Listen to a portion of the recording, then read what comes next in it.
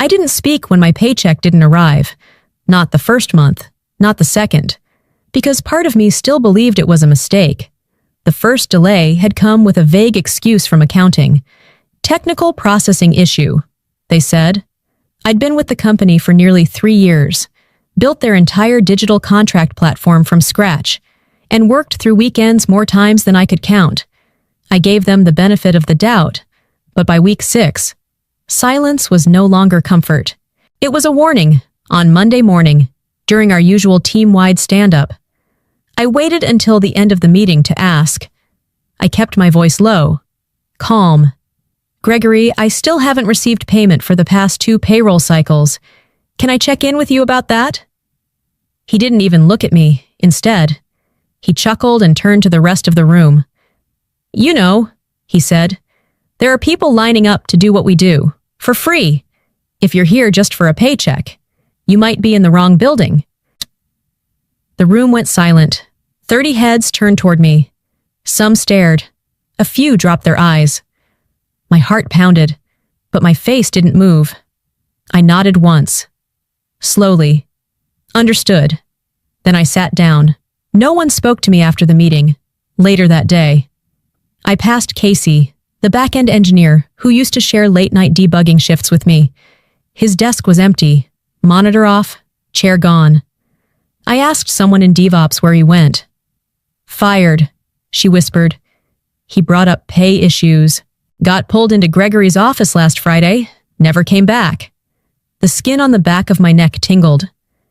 I sat down at my desk, opened my laptop, and stared at the screen. My code was still running. The contract servers still responded to my credentials. No one had locked me out. Yet. So I kept typing, kept working, and quietly.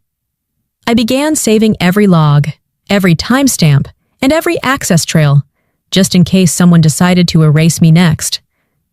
That night, I didn't eat dinner. I just sat in the dark with my laptop glowing in front of me. The only light in my apartment. The silence was heavy, like it had weight. I stared at the screen, the blinking cursor in the terminal window, my mind echoing Gregory's words from earlier. If you're here just for a paycheck, you might be in the wrong building.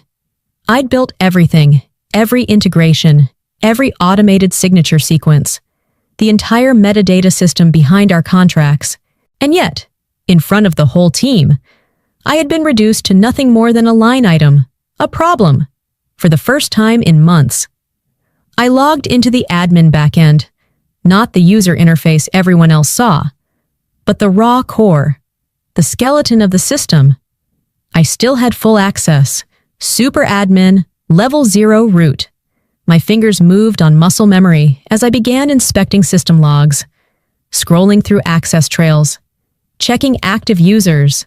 It was second nature, like checking for a pulse on something I had once created with pride. That's when I saw it. A line item, dated just 2 days ago. Internal request. Prepare to remove Allie Matthews' system credentials. Priority. High request. Initiated by Gregory Madsen. Execution status. Pending. I felt something cold drip through my chest. He was already planning to cut me out. He just hadn't gotten around to it yet. I leaned back, my breath shallow. The betrayal was sharp, not just because of the message, but because I'd been so damn loyal. Through product failures, through team layoffs, through weekends when I was the last person in the office. Loyalty had been my currency, but now, it was worthless. So I opened another window. I initiated a full system backup, compressed, encrypted, and downloaded it onto a physical external drive. Not for safekeeping, not for work, but for me. It was the first time I'd ever done it. A quiet act of defense, not destruction. I didn't plan to use it. I just knew I couldn't leave everything in their hands anymore. Then I made another decision. I logged into the secondary staging server, the one I had built during our expansion. No one used it anymore. No one remembered it existed, but it still lived. I renamed the environment, reset access credentials, and made myself the sole user. It was a small move, almost invisible, but for the first time in weeks, I didn't feel powerless. I wasn't just protecting myself, I was building a door. And I was the only one who knew where it led. The next morning, I woke up before the sun. No dread, no panic, just clarity. I brewed coffee, sat at my desk, and opened my laptop like it was just another workday. But this time, I wasn't logging in as an employee. I was logging in as a strategist. By 9:01 in the morning, I had filed the paperwork for a new LLC, Alethion Systems, under my name, with a registered address in Delaware and a clean, neutral brand presence. No mention of me anywhere on the public record. Just another tech contracting entity in the sea of a million others. The name was carefully chosen. It sounded sleek, technical, and trustworthy. Something that wouldn't raise any eyebrows if it ever appeared on metadata or signature trails. And that's exactly where I planned for it to appear. I accessed the active contract templates, new deals still in pre-signature status, and began the slow, careful process of shifting the metadata, not the main fields. Those would trigger notifications, but the hidden layers, document ownership, signature custodianship, endpoint relay names, the kind of stuff only the original system architect would know how to adjust without causing alerts. In less than 2 hours, Alethion Systems became the listed custodian of record on 4 pending contracts, each valued between $1 and $5 million, still unsigned, still fluid, and now, subtly pointing to me, at 11:43. My phone buzzed. An account manager from a mid-tier client flagged an oddity. "Hey, Allie, one of the signature logs shows Alethion Systems instead of your company name. Is that a mistake?" I didn't flinch. "Yes, thank you for flagging that," I said calmly. "Alethion's a third-party encryption provider we're transitioning to. Same infrastructure, just updated security protocols." He paused, then said, "Got it. Appreciate the heads up." That was it. I hung up and took a breath. Not relief, confirmation. The system worked. By late afternoon, Gregory sent out a congratulatory email to the tech team. "Impressive how tight and compliant our signature framework is. Got complimented by a client today. Great work, everyone." He had no idea that the compliment wasn't for him. It was for me. And for the system, I was now quietly rerouting under my own control. The shift had begun, not loudly, not violently, but with precision. I didn't need to take anything by force. I was building a parallel skeleton, same contracts, same structure, but a different spine. And one day soon, when the weight shifted, he'd feel it snap. By Thursday, the news was everywhere in the office. Gregory was giving a talk at the Future Tech Global Summit. He'd been selected as a keynote speaker to present on cutting-edge contract automation and digital trust infrastructure. My infrastructure. The email blast went out that morning, complete with a glossy headshot and a title that read, "How Our Company Reinvented Smart Signatures," presented by Gregory Madsen, CEO. I stared at the screen for a long time, feeling something sour twist behind my ribs. I had written that entire framework alone over a 3-month period, through sleepless weekends and a sinus infection that nearly landed me in the ER. The dynamic API gateway he was about to show off? I coded every line. The real-time signature log chain? Mine. And yet not once had my name been mentioned. Still, I kept quiet. That had become my default mode lately. Silent, observant, precise. The summit went live on Friday. I didn't watch it. I thought I could ignore it. I was wrong.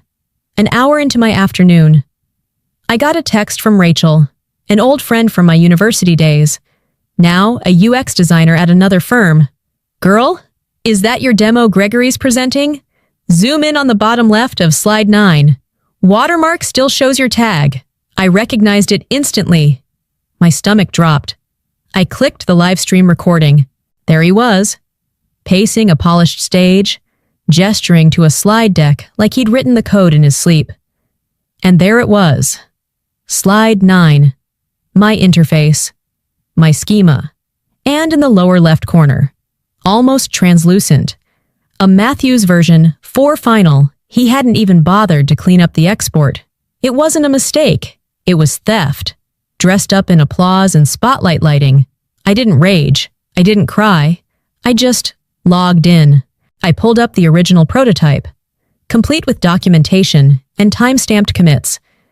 I bundled it into a clean, zipped file with proper attributions and licensing notes, code copyright, creator metadata, and full version history. Then I wrote a short message to the Future Tech Summit Committee. To whom it may concern, attached is the original development framework being presented by Gregory Madsen at your event. For transparency and legal clarity, I'm the sole author of the system, now labeled as the Madsen Signature Model. Regards, Allie Matthews. No threats, no demands, just facts. I clicked send. Then I closed my laptop. The applause wasn't mine, but the architecture was. And now, someone else knew it too. There's a kind of anger that doesn't scream. It sits in your chest like a hot stone, silent, solid, immovable. That's what I carried with me that Monday morning. I didn't storm into Gregory's office. I didn't raise my voice. I just opened a blank email and started typing. Subject: Unpaid compensation, 6 months to Gregory Madsen, CFO Darren Wells, HR shared inbox. From Allie Matthews attachments, payroll log, Jan to June, XLSX. The spreadsheet was meticulous. Every payroll period, every missed deposit, every time-stamped payslip. I even included internal timesheets and signed project logs. There was no wiggle room. This wasn't a complaint. It was a ledger. I didn't write an angry message, just 2 sentences. Please see the attached document regarding unresolved salary payments over the past 6 months. Let me know how you'd like to proceed. Then I hit send and waited. 1 day, 2 days, nothing. On the 3rd day, I forwarded the email again, adding Gregory directly. This time, I got a reply. Well, sort of. Gregory didn't answer me. He simply forwarded the message chain to HR and the CFO with a single line. Can someone handle this? I'm slammed prepping for the Atlas contract. That was it. No acknowledgement, no apology, not even the decency of pretending to care. My hands shook over the keyboard, not from weakness, but restraint. I wanted to type something back, something cutting, something final. Instead, I breathed through my teeth and opened the contract dashboard. I had access. They hadn't cut me off yet. Big mistake. I pulled up the pending Atlas contract, along with 3 other multi-million-dollar agreements still waiting on final signatures. Carefully, I navigated to the metadata layers, the digital framework where custodianship, escrow instructions, and legal modifiers lived. I created a new section labeled Non-Payment Clause, Internal Vendor Notice. Inside, I added a paragraph. Simple, elegant, legally binding. In the event that any authorized agent or vendor providing system infrastructure has not been compensated for a duration exceeding 90 days, all custodianship claims, access protocols, and system authority may be considered void until full reconciliation is achieved. It was buried deep. No flashing alerts. Just a quiet landmine, waiting. I didn't do it out of revenge. Not yet. I did it because I was tired of being erased, tired of being expected to build empires for men who couldn't even spell the names of their engineers. I saved the updates, committed the changes to the log, and logged out. Then, I sat back in my chair, letting the silence settle again, this time not as a weight, but as a signal. My voice hadn't been heard. So, now, the system would speak for me. There are moments when everything slows down. Not because there's no chaos, but because you've already chosen your next move. That's how I felt the week the Atlas contract was scheduled to close. It was a $24 million deal. The crown jewel. The kind of project Gregory believed would land him on the cover of Tech Vision magazine. Everyone in the company was buzzing. Slack channels flooded with reminders. Pre-celebration lunch meetings were booked, and the design team had already mocked up the press release. No one mentioned my name, but that didn't bother me anymore. I wasn't looking for credit. I was looking for control. On Tuesday morning, I came in early, 6:45, coffee in hand.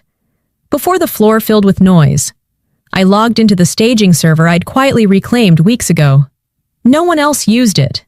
They'd forgotten it existed, but that old server still ran the heart of our contract framework. I pulled up the Atlas contract shell and initiated the final modifications. Under Digital Custodian, I replaced the default internal vendor line with a new entry, Aletheon Systems, LLC. Encryption Custodian and Signature Authority, I also rewired the endpoint callback chain. Now, every time a signature was verified, it pinged my server, not the company's, mine. Then I took one more step.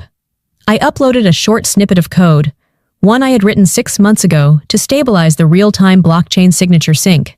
I knew this piece of code would be highlighted during Atlas's technical review, so before they got their hands on it, I filed a copyright claim in my own name.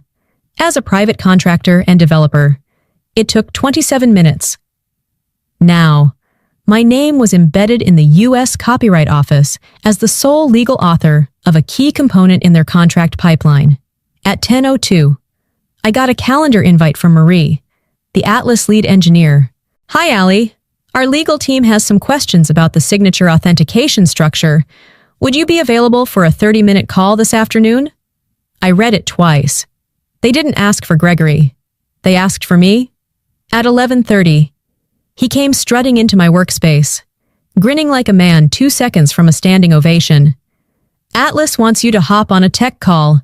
Just answer their questions and keep it simple," he said. "Don't get into the weeds.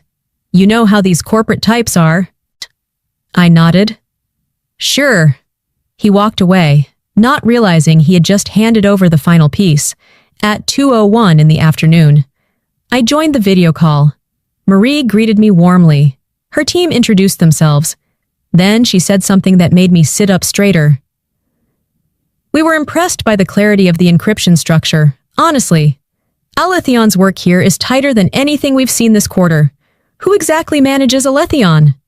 I smiled politely. "That would be me." A brief pause, a nod. They took notes. I answered every question with calm confidence, clear, technical, measured. When the call ended, Marie thanked me again. "Please tell Gregory we're green-lighting the next step." I didn't respond, because she already had. By Thursday morning, the Atlas contract was ready to be signed. Everyone could feel it in the air, like a champagne cork just waiting to pop. The legal team wore suits. The marketing team hovered near the printer, prepping press kits. Gregory was already rehearsing a thank you statement for the company Slack channel. At 9:05, I received a brief message from Jules, the legal assistant on Atlas's side, just confirming that the payment link and signature fields look good on your end. Call scheduled for 10. I typed back a short reply. All clear. Then I stood up, smoothed out my blazer, and made my way toward the glass-walled conference room. Gregory was already there, flanked by 2 VPs, Cassandra from Partnerships and Ben from Client Relations. They were all smiling like this was their Oscar moment. The screen on the far wall flickered on. The Zoom link opened. Marie, the Atlas engineer, appeared first, followed by their COO, and finally, a third face, David Heller, from Atlas's legal department. We exchanged greetings, formal, polished, almost sterile. Then Marie shared her screen. On it was the live contract, digital, finalized, ready for signature. "Before we proceed," she said, There's just one small thing we wanted clarity on. Gregory leaned forward. Of course. She highlighted the custodianship line on page 3. Aletheon Systems, LLC. Signature authority. David cleared his throat. Just confirming. This is the correct legal entity. Yes? Gregory's smile twitched. I'm sorry. What name did you say? Marie repeated it. Aletheon Systems. That's who we were instructed to wire the deposit to this morning. Everything looked aligned with your systems, so we assumed. We've already wired the deposit to Aletheon Systems, David added. Louder this time. Didn't you approve this, Mr. Madsen? The room froze. Cassandra's hand slowly dropped from her coffee cup. Ben looked at me, then at Gregory. I felt the weight of every gaze swing in my direction, but I didn't move. I didn't blink. Gregory opened his mouth, closed it, then finally managed. I wasn't aware of that line item. Marie tilted her head. But Allie confirmed it yesterday during our encryption walkthrough. She's with Aletheon, correct? I didn't speak. I didn't have to. Gregory's eyes shot toward me. A flash of realization crossed his face. Something between betrayal and fear. His jaw clenched, like he was about to lunge across the table and demand answers. But all I did was calmly reach into my folder, slide out a printed version of the metadata page, and place it on the table. Neatly, quietly. Then I stood up. No dramatic exits, no mic drops, just one step after another. As I walked out of the room, past the wide eyes, the silent stares, and Gregory's crumbling illusion of control. Behind me, the speaker still echoed. Wired to Aletheon. Didn't you approve this? And I didn't turn around. Gregory stormed into my workspace before I even had time to remove my coat. His face was red, jaw tight, and the barely contained rage in his voice buzzed like static electricity. My office, now! I followed him through the corridor without a word. The silence between us louder than shouting. Employees stared as we passed, most pretending not to listen. But I knew everyone had heard what happened in that conference room. He slammed the door behind us and didn't sit down. Instead, he paced like a wolf in a cage, hands clenched and snapping open. What the hell did you do, Allie? I met his glare without flinching. I finalized the contract, as instructed. Don't play smart with me. Aletheon Systems? You think I wouldn't notice? I opened my bag, pulled out a slim folder, and laid it on his desk. Inside, a printed metadata trail of the Atlas contract. Each page was time-stamped, legally compliant, and digitally verified through the system he had so proudly shown off for years, without ever understanding how it actually worked. You approved every one of these documents. Your name is on the routing memos. Your digital ID authorized the release. He yanked the first page from the folder and stared at it. His hands were shaking. You forged this. No, I said flatly. I built it. You just never bothered to read it. He looked up. You had no right. I had every right, I cut in, voice calm but unshakable. You stopped paying me for 6 months. You ignored every message, every record, and when I asked for what I was owed, you forwarded my email like I was a stain on your inbox. The silence that followed wasn't peace. It was pressure. He leaned across the desk. You do realize this could cost us everything? It already has, I replied. Then, I reached into my coat pocket and placed a small, silver USB drive beside the folder. He stared at it like it was ticking. What's that? HR documents, messages, reports, complaints from employees over the past 2 years. Most of them ignored. Some deleted. I made copies. He hesitated. Are you threatening me? No, I said. I'm documenting you. Just then, the door behind us clicked open. We both turned, standing there, half shadowed by the frame, was Margot Ellis, a senior board member, one of the few people in the company who had helped recruit me years ago. Her eyes were unreadable, but her presence was thunderous. "How long have you been standing there?" Gregory asked, voice stiff. "Long enough," she said. Gregory straightened, shifting from rage to damage control in seconds. "Margot, this is being blown out of—" She held up a hand. "I'd like to speak with Ms. Matthews. Alone." He blinked. "What?" "Now," Gregory hesitated, lips parted like he wanted to argue, but he didn't. He grabbed his phone and walked out, closing the door a little too hard. When the silence settled again, Margot looked at me. "I've suspected for months that something was rotten under the surface. But this is surgical." I said nothing, just handed her the folder and the USB. She sat down, flipping through the files, scanning the evidence. "You realize," she said after a moment, "this is going to start a war." I looked her straight in the eye. "No, this is how it ends." I didn't pack much, just a flash drive, a pair of headphones, and a ceramic coffee mug I'd kept tucked in the back of my drawer.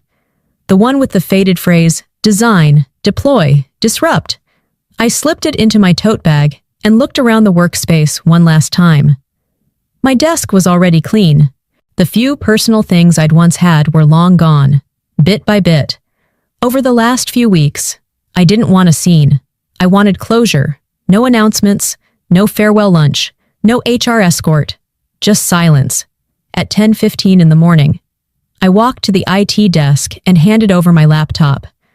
Connor, the junior tech with a nervous smile and a decent heart, took it without asking questions. Maybe he'd heard, maybe not. But his eyes were kind when he said, "Thanks, Allie. You built something amazing here." I nodded once. "You'll take care of the system?" He blinked. "We'll try." I smiled softly. "Good luck."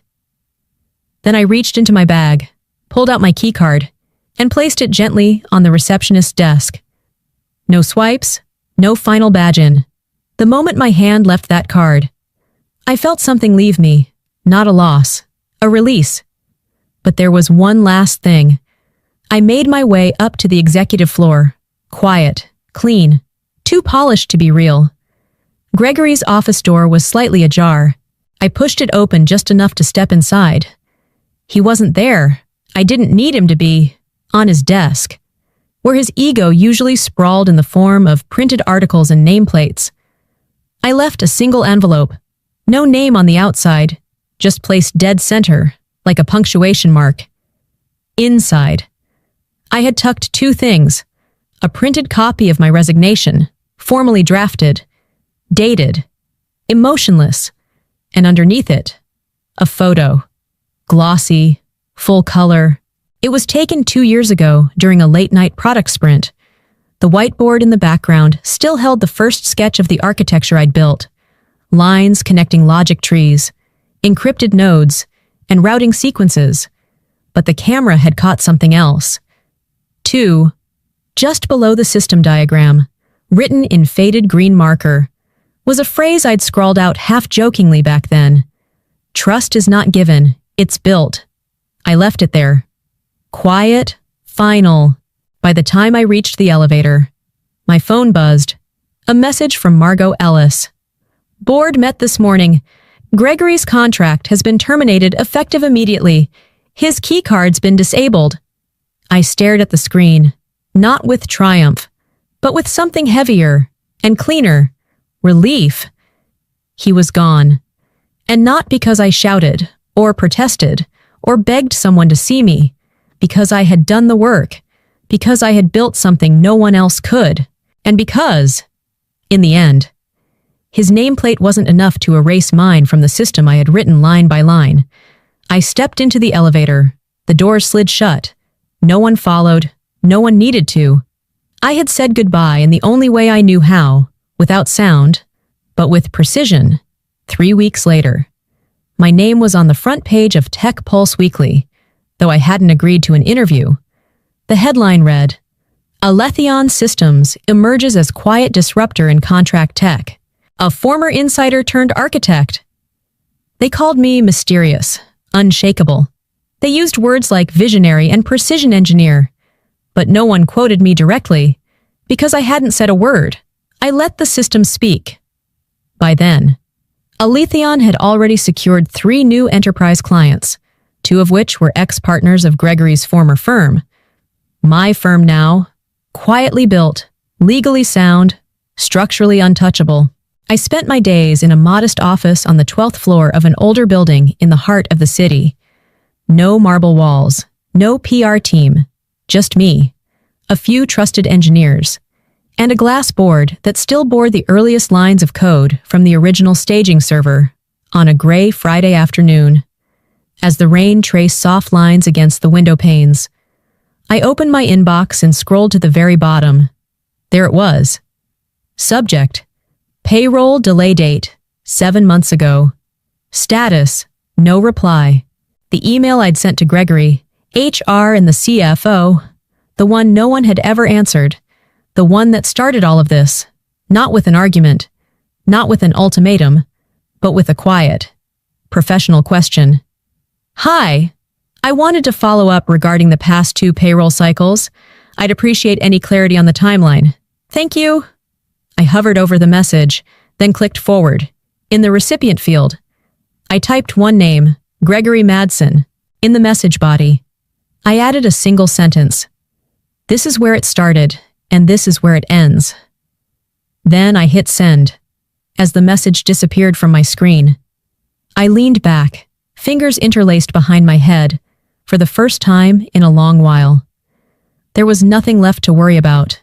No threats, no unanswered questions. Just the quiet hum of servers working exactly as they were meant to, flawlessly, invisibly, under my control. At the top right of the screen, my signature flashed briefly as the message was logged. Ali Matthews, CEO, Aletheon Systems. I didn't need applause. I didn't need revenge speeches. What I needed, what I'd claimed, was something far greater: autonomy, integrity, legacy.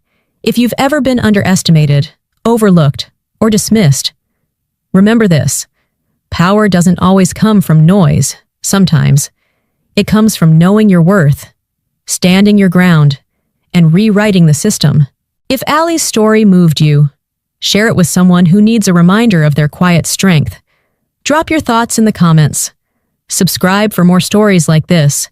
And remember, justice doesn't always shout. Sometimes it codes.